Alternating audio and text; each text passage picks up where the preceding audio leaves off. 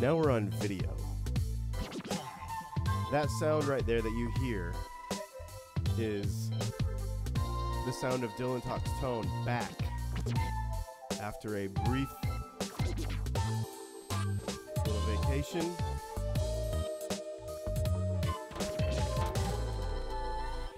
And more importantly, or more impact to Dylan Talks Tone, an illness. I'm still here with my handful of cough drops and my coffee and or tea, with it may or may not have, alcohol in it, but I'm trying to stay going. This is ridiculous. It's been there was probably 4 days last week where I didn't get off the couch or put pants on or any. I mean, it's been over a week, yeah. It's been bad. So, and of course, at the very, very last minute tonight, I noticed Leslie over here. We'll give a little plug to 60 Cycle Hum boys over there at 60 Cycle Hum podcast. I was like, what's in that cup? She's like, I'm drinking coffee. I'm like, I gotta go get some. So that was the last minute thing. For those of you that are new to our program, maybe live watching us on YouTube, we are every Monday night at 9 o'clock Eastern time, except for the last couple because of a trip that we took that we're going to talk about, and also the once every 4 or 5 years that I get ridiculously sick, which was what happened this time. So this show is new to Dylan Talks Tone on YouTube, and normally it lives over on kprlive.com, which is a radio station that is specifically for up and coming artists and those that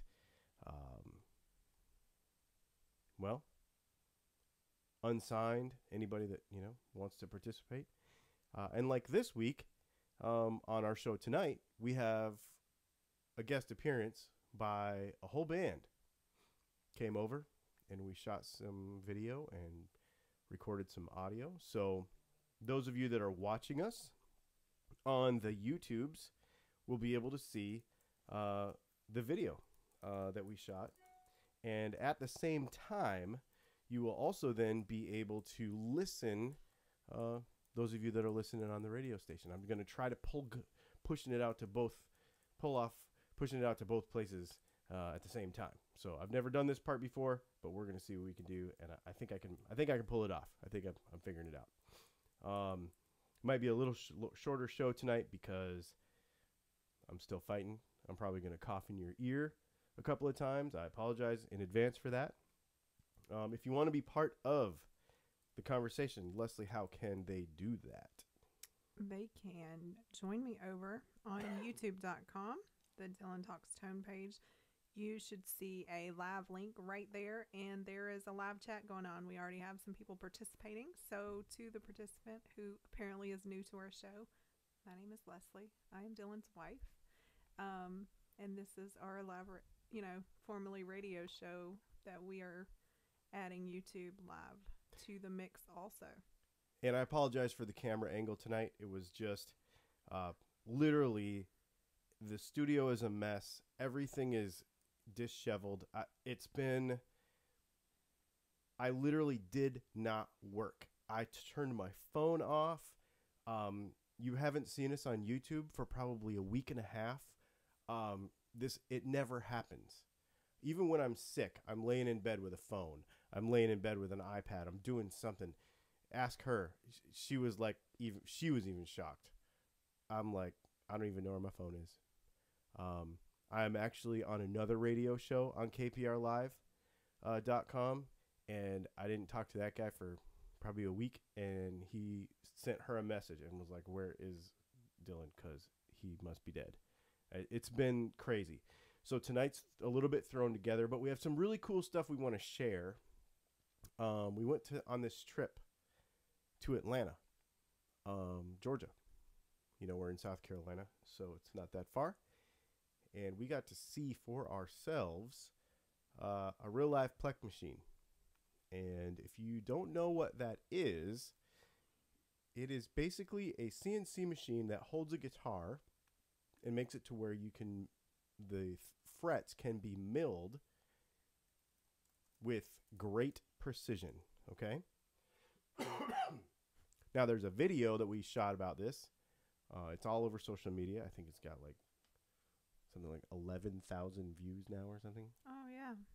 So, it's pretty cool. But basically what it does, actually, I've got a guitar right here. And for those of you that are watching on video, I'll show you kind of what it does. It basically, I got a cigar box guitar here. Basically, it holds the guitar, okay? And they take the strings off, and it runs a sensor down the fretboard like this, and it can tell within 1/1000th of a millimeter any irregularities from fret to fret, the fretboard itself, from side to side, because it'll run it down, 6 times everywhere where there's a string, right? How's our volume levels, like, from your perspective? Does everybody think we're a bit low? One person has said it twice. On YouTube? Yes. Well, we can fix them, because we have this knob right here that is specially for YouTube. Right. Let me know if that's better. And, well, actually, maybe that's not it. I think we could fix them, though. We can fix them. Thanks for the feedback, though. Let Yeah. us know if that sounds a little bit better. We really appreciate that, because if the volume is a little bit low, and, yeah. Let's see if we can juice them up just a touch. It should do it.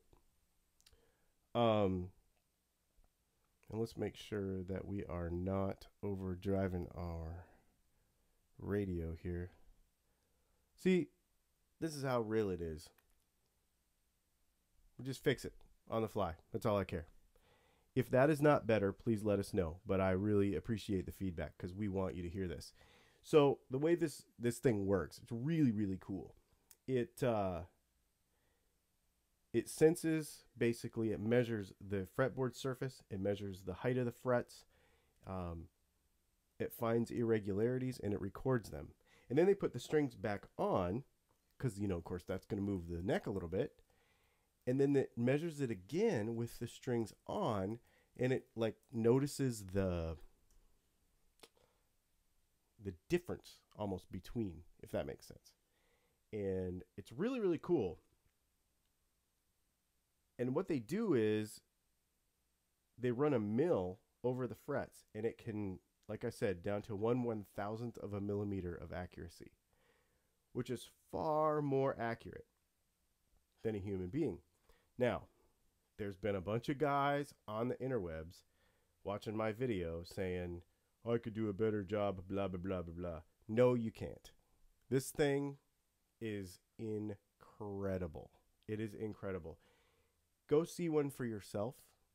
I'm not saying that it's going to make us all obsolete as humans, but I am saying that if you have a neck, especially maybe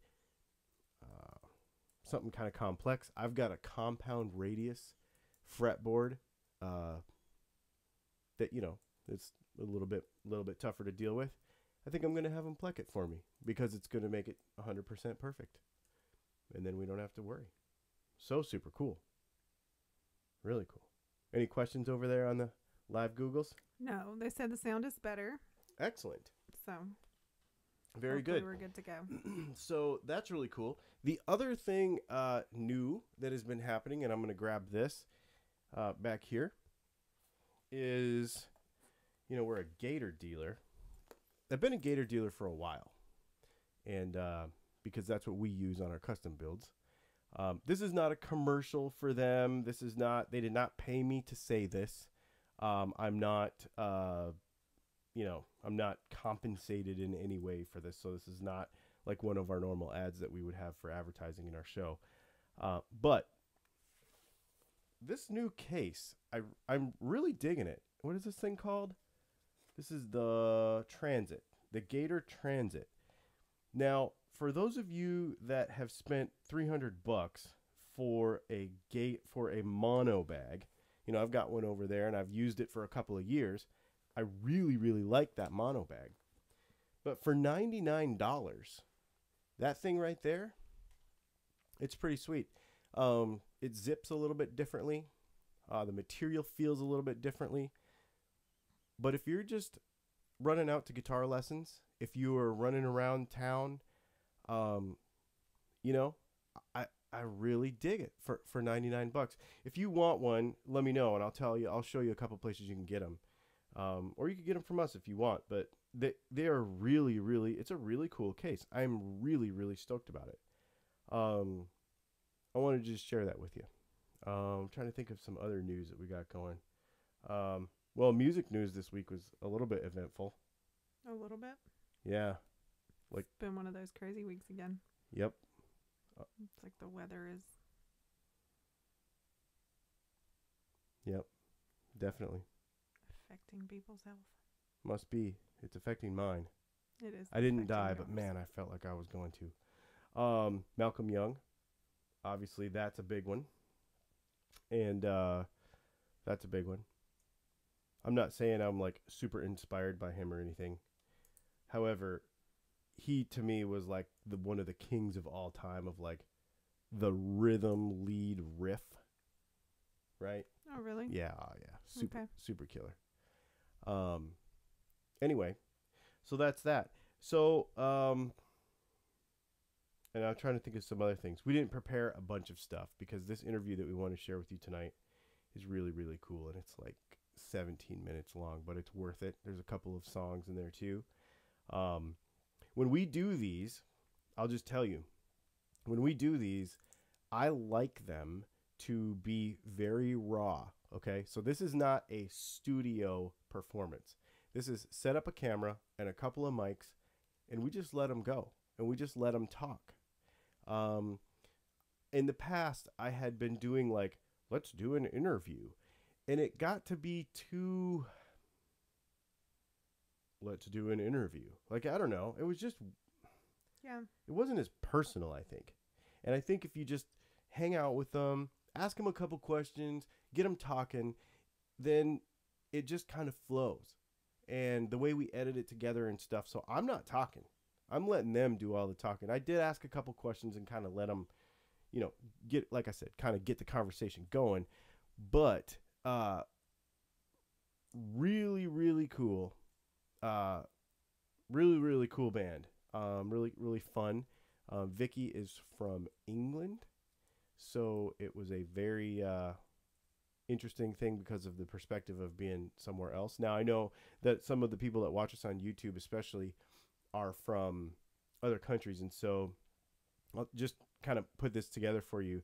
A lot of times the bands that we interview, when we ask them about influences, when we ask them about, you know, how they write songs and stuff, they have a certain perspective on music. But for somebody to come from a different country to hear, that is really fascinating to me. So you're going to really see that in this interview. So I really dig it.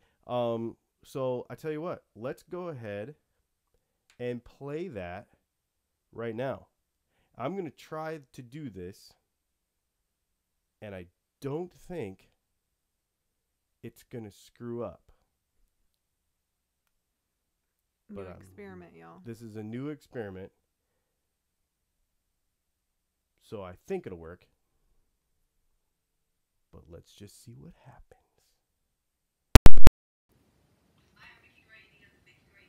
I am Vicki Grady of the Vicki Grady Band. I'm actually from a place called Norwich in England, and I ended up here because of work. My father came over here and I decided to join him, and I'm just like wanted to pursue my music career over here. So at the end of 2009 I came. Yeah, I haven't been back that much since then, but I enjoy the weather over here. But when I was a kid growing up in England, my parents split up and I ended up getting into my songwriting, and then from there on I had different relationships and things going on in my life, and it sort of enabled me to write in a positive way. So Okay, when I was really little, I messed around on the keyboard, but I was probably about 13, 14 years old when I wrote my first song. So, I was about 14 when I started playing guitar. yeah, I think the best things come out when you're a kid, you know. So.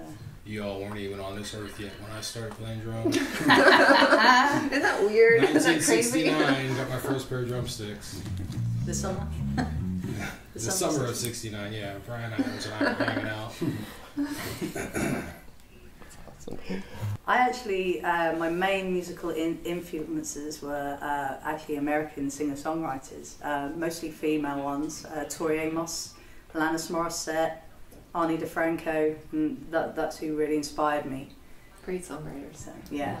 I love that underground, you know, there's people that weren't quite on the mainstream, but, you know, you'd hear about them, but they weren't in pop, they were, you know, so it's quite nice to sort of have that underground following that they had. And the subgenre. Yeah. So, yeah.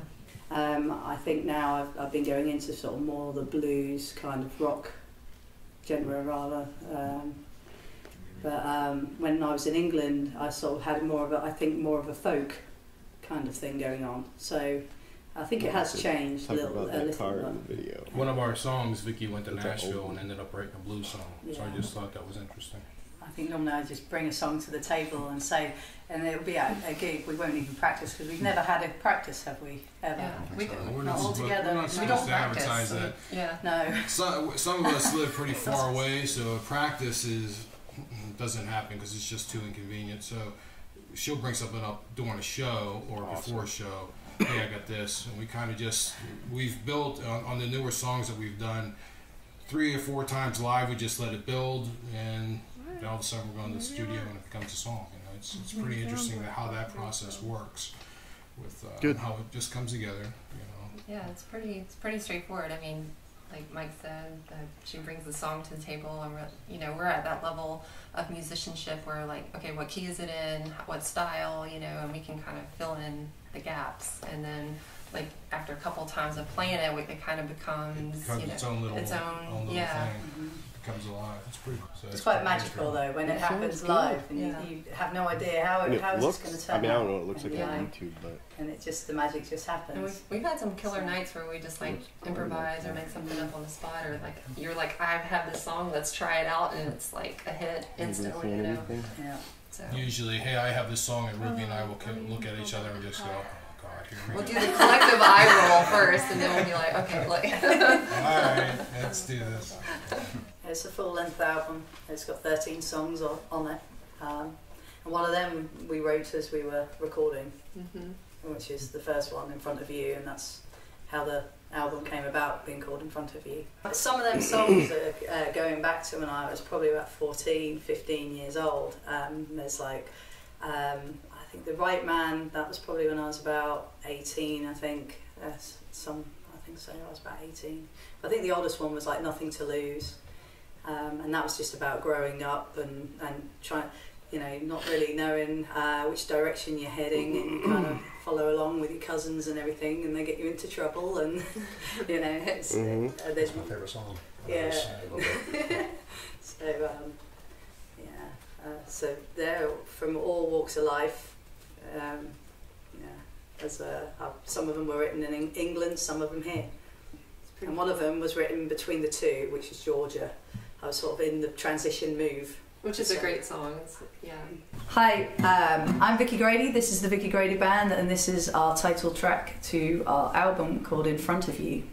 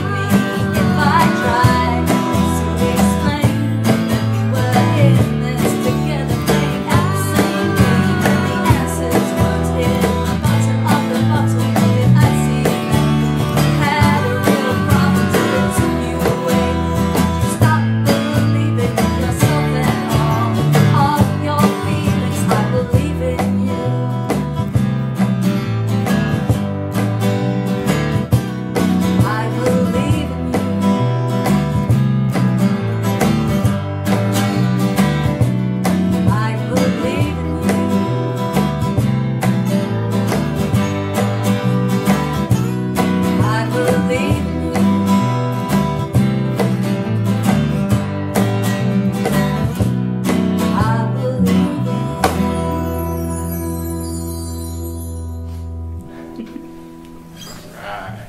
All our information is on www.vickygrady.com. But you can also find us on our YouTube channel, which is the Vicky Grady Band YouTube channel. And this next song that we're going to play is a song which is also from the current album in front of you, but this song is called Iron Horse, and we recently made a video. Yes, didn't we? check out the video. Oh yes. So you can find the video on the Vicky Grady Band channel, and also you can find a little bit of behind the scenes of that video on your my channel, which is At Ruku, R-U-C-U. Okay, so what else do we need to say? Eric, we need a channel. Yeah. Oh yeah. Work on the channel for next time. Oh yeah.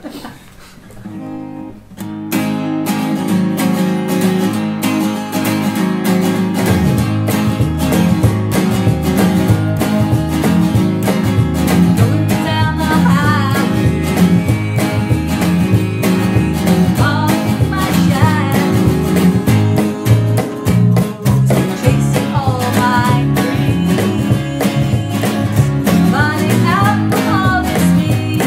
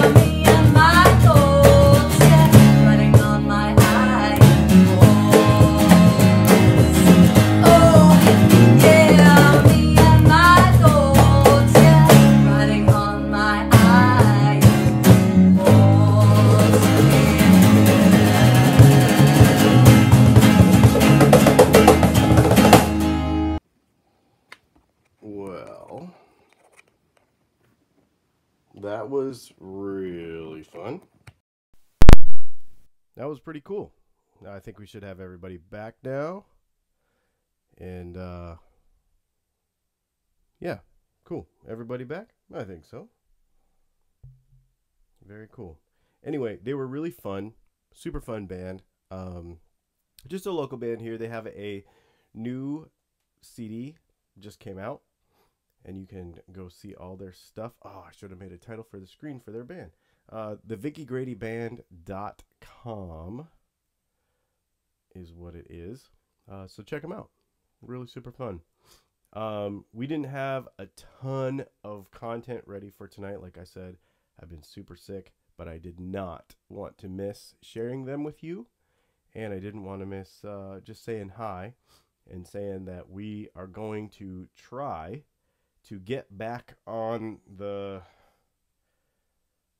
just get back on the stick here with doing everything that we do here at Dylan Talks Tone. We have a bunch of videos we want to make, and we have a bunch of stuff we want to talk about this week and next. So if you have any ideas that you want to add to what we're already doing, please let me know in the comments of this video. I can't actually see these comments that she's talking to you right now. I took her computer and talked to you a little bit during that video, but she's actually handling that, and I can't actually see them after we upload this video. So you'll have to go back to that video and add in those comments. But what we could do, since we have a few more minutes tonight, is we could do a little bit of a, FAQ Q&A sort of deal. And a few people asked a couple questions. Somebody asked me what my real job was, which is really funny. And actually, Leslie, I was thinking about this the other day. I wonder if a lot of people don't realize that this is my real job. Well, you don't necessarily talk about that either, so. I don't. And that maybe that is a weird assumption. Well, so many people are hobbyists. It is true. I am not. I'm not a hobbyist. Yeah, this is full time, y'all. This is what we do. And we are together 24/7. People usually think that is insane as well. We both work at home. Yep. We share an office. We both work at home. She has a home-based business as well. She sells makeup, and I build guitars. It's pushing almost 30 for 2017. I think we're... That is insane. Yeah. And it's crazy because just a few years ago... Because this main business is pickups. Yeah. The pickups thing, the guitars thing is fun, and I love it. And it's really fun after the person gets the guitar and they're playing it and, they're really enjoying it. But I don't ever intend... if we build 50 guitars a year, I don't know that I ever intend on building any more than that. And I don't know that I ever intend on building that many. Because as much as I love it and enjoy it, I think making pickups is more fun. I really do. And actually, making videos for YouTube is the most fun. It's the most fun. I almost make pickups to pay the bills so that I can make YouTube videos. Do you have your notes? Excuse me. I do have my notes. So what she's doing is she is sharing some questions that are coming in from the YouTubes. Let's see. And the other question was, had he considered building a base, that he addressed in the comments as well? So yeah. Let's see. And the answer to that was yes as well. Absolutely. Is this the last one?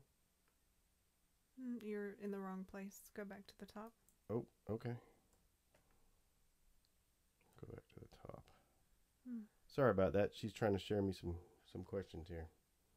I'll let this one. Yeah, and I just posted another one, so maybe it just hasn't updated yet. What shape fret markers make the best tone? That's funny. That's really funny. I will tell you though. Okay, so that is kind of a joke. But I will tell you, and you may find this as well, there are some fret markers that feel funny, that actually do change how you play. And okay, so let's talk about that for a second. I've always said, and this kind of goes back to the Plek machine thing, that the interaction with the neck is like the number one factor to me about how a guitar sounds and feels and plays, right? Like, you could have great pickups, you could have great everything, but if your interaction with your fretting hand isn't good, then it totally changes how you play. And there are some fret markers that I don't like. I am not a big block inlay guy. I don't like feeling that mother of pearl stuff. Now I play bigger frets. I play medium jumbo, so like a 6150 fret. So I don't normally feel the fret markers, but if you play like an old Les Paul with small frets, I don't even like that. I don't like that at all.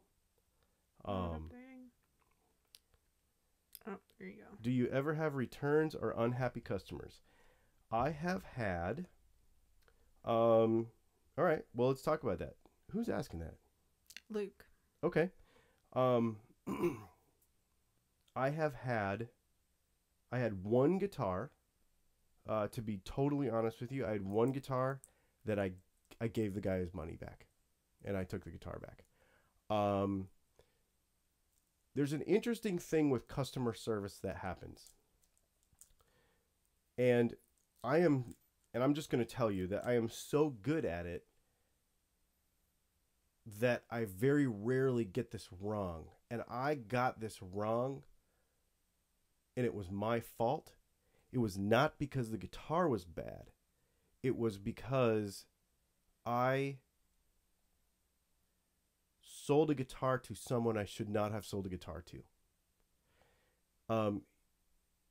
From my perspective, the way I sell guitars is I build them and I do them a certain way. And if you are the type of person and the guitar that I build and you two are a match and you're going to work well together and you're going to make great music, then you get one of my guitars. If you play a different type of guitar, a different style of music, and you don't work well together, if you're not the kind of, it's almost like the guitar has a personality, it's like some sort of like marriage together. And if you aren't going to work out, I'd rather not put you together in the first place, if that makes sense. It's almost like a matchmaker situation. And I got one wrong. I got the matchmaker part of it wrong. And the guitar was beautiful. But the matchmaker part of that was wrong. It sounds really weird and idealistic, as techie as I am about all this. Communication is the key to all of that. Absolutely. And so building a relationship with you over a period of time, most of my customers that buy from me have known me for a while. They don't just pop up out of nowhere and say, I want to buy a guitar. They've Until lately. And well, yeah, but okay. So even the guitar that I just sold that shipped to Chile a couple weeks ago, I didn't know him very long, but he knew me for a long time. He'd been following my videos on YouTube for a while. And that's the thing. If we work well together and we can, communicate, and I can make sure that you're getting what you want, and we have that good relationship, it's more than just a guitar. It's a relationship that happens. And one time I got that wrong, and I gave the guy his money back. And then I've had a couple of guitars where, because we're doing things through the mail, and I don't like to do this very often, but every once in a while, you'll get something where it's like, it's hard to communicate feelings, right? It's hard to communicate feeling of the fretboard and stuff. And sometimes, I had another one that came back because, just the relationship with the fretboard was weird. So we made some adjustments and we sent it back to him and everything was fine. So I've not had unhappy customers. I've never one time had a pickup returned because it was wrong, because it was the wrong sound, because I said, I think you'll like this, and they didn't like it and sent it back. I've never had that happen ever. Not one time. Nope. But that relationship thing is really important to me. Yeah. Super important. And it's the key to what we do in general. Like, It we is. are not, a lot of people look at what we do and they're like, oh, they're just salespeople, but we're not. We definitely create relationships with people to make sure that is the right customer, because Absolutely. not everybody is our customer. Mm-mm. No, and that's not a dig on anybody. That just means that, because they're also, okay, so let's put the other kind of thing to it is, and you'll see this over the next few months, because we're going to have some people on our show and stuff that you're going to go, why in the heck did you have them on your show? I also believe that there's no such thing in our corner of the market as competition. I don't believe that, I'm probably going to have Tim McNally from McNally Pickups on the show. I see nothing wrong with that. I'm going to have David Park from Covenant Cables. I think he's going to come on the show. I see nothing wrong with that. And the reason for that is our approach to the business is he has a flavor of a thing that I don't have. And I have a flavor of a thing that he doesn't have. And we are complementary to the guitar business. As well as personalities, because somebody is going to connect with him maybe before they connect with you, or vice Absolutely. versa. All of that is important and plays a role. Well, McNally's Canadian, so he's got that going against him. But, and I joke about that because I'm from Canada, but, kind of. So, yeah, that's the thing. There's different flavors and everything for everybody. And I think somebody commented earlier that I saw where they're like, good luck with your business. It's a really tough market. And I don't see it that way. I just see it as we all have different flavors and we're all contributing to a big thing that works, and that's what's really fun. But that's what keeps me going every day is being able to contribute, help, people. And obviously, because that's why we make these videos and stuff. So I'm trying to see if this thing has. I didn't add anything. I have Okay. to say this comment out loud, though. Okay. Because this is a good one. Okay. Nice to see Leslie on video. You seem to be a strong character in the relationship and the smart one. Wow. That's very nice. Wait, you're the smart one? Me, yes. Oh, yeah. She's wicked smart. Wicked smart. Because we have another business together that we work together, and I bounce, even guitar stuff, I bounce all my ideas off her. And usually she's right. No, that's really cool. No more FAQs? We don't have anything else coming in? I don't think so. All right. Well, I tell you what, my voice is starting to give up a little bit because I'm still not super well. I have my pile of cough drop wrappers is piling up over here. So we're gonna let this thing go for tonight. We're going to go ahead and probably cut off a few minutes early. I really appreciate everybody listening.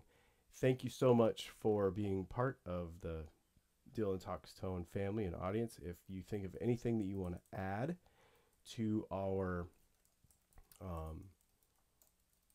show over the next couple weeks, because we are going to be shooting a lot of new videos, a lot of new stuff's going to be coming out. And we did not talk about one major thing: the Bigger Blacker Friday. So some of these ideas don't go through me. I'm just that's saying. true. So look out on our Facebook page, and I'll probably make a short video for YouTube, like a 3-minute video, that is going to explain our Bigger Blacker Friday, so that we can give you some good deals on some stuff. And that will come out Wednesday. So, the reason it's bigger and blacker than Friday is because it's going to be effective Wednesday night. We're actually going to do it early, and it's going to go through the weekend. So it's actually going to go from Wednesday at about 9 o'clock at night all the way through until Monday night, next Monday night. So, and we're gonna share some cool stuff and try to give you some good deals on some stuff. So that is that. I hope everybody has a great week, and I'm sure we will see you all over the interwebs. Thanks a lot for watching and listening to Dylan Talks Tone on the YouTube channel and on kprlive.com.